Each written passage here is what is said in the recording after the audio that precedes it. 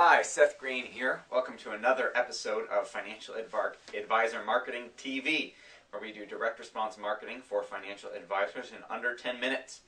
So, one of the things that financial advisors tell me is that their biggest challenge is getting more people in the door. They'll tell me that when they can get a client, a prospect, in the door, they usually make them a client. So, however, what I found is if you dig a little deeper, that's not always the case. So my question to you is, do you actually track your closing ratio? Do you know how many new prospects you saw so far this year? This year should be relatively easy. We're only in month 3. How many did you see so far this year? And how many of them became clients? And obviously if you're 10 for 10, you're at 100% and should be in the Hall of Fame as long as you can do that with 100 to 100. If, let's say, you were 6 out of 10, then your closing ratio is 60%. So once you actually know your numbers, you can find out where the holes are in your financial advisor business and figure out how to fix them.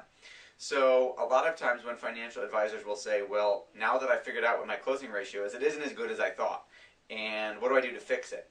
So the first thing I tell them is to start taping their sessions with their prospects. So what that means is get like a little MP3 player at Office Depot for 20 bucks, 30 bucks, and start taping every single meeting you have with prospects, from the initial meeting and the fact find, to the financial plan presentation, to the ACAT paperwork meeting, to the recommendations where you start moving money around, to performance reviews, all of that stuff.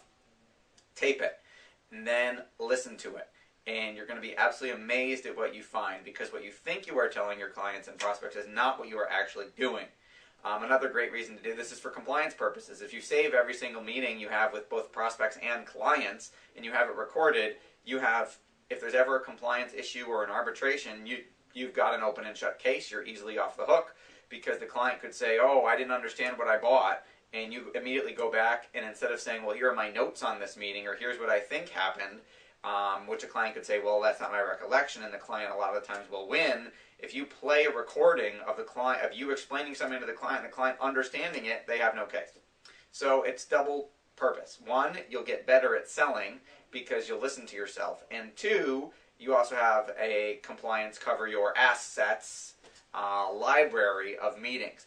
Now, one of the biggest errors I find when financial advisors will email me, they'll send me an MP3 file, an audio recording of a client meeting, and say, can you listen to this and tell me what I did right and what I did wrong? Two of the biggest issues are, number 1, not following a scripted sales process.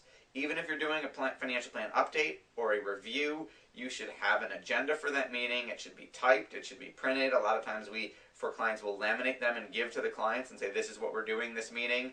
We actually have a roadmap that tells the client and us every quarter what we're doing when we get together for the next 2 years in a row. And then every quarter we update and check off what we did and change colors on stuff that was late or stuff that didn't get done, so everybody automatically knows what they're responsible for and what they're doing every quarter. So you should have a process where, for example, your initial interview, where you do the fact find, should be scripted.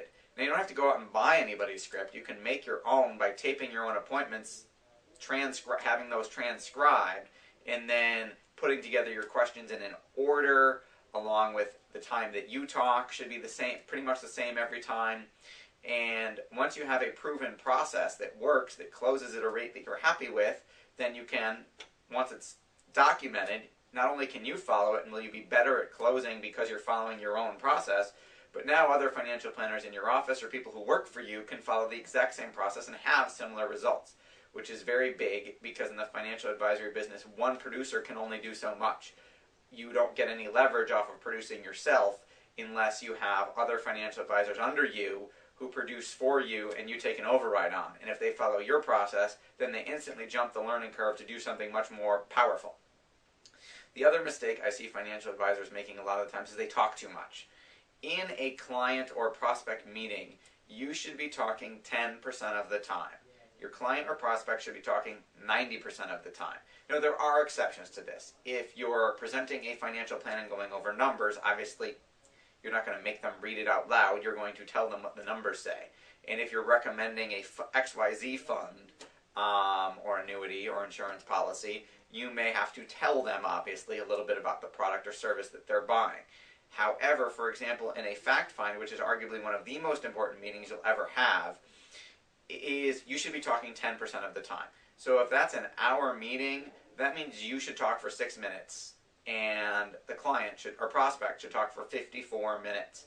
And if you time yourself when you listen to your recordings, I will be very surprised if you don't find that you're talking a lot more than 10% of the time. The problem is, telling is not selling. We actually sell when we ask questions and let the client do the talking. That's when the real sales actually happen.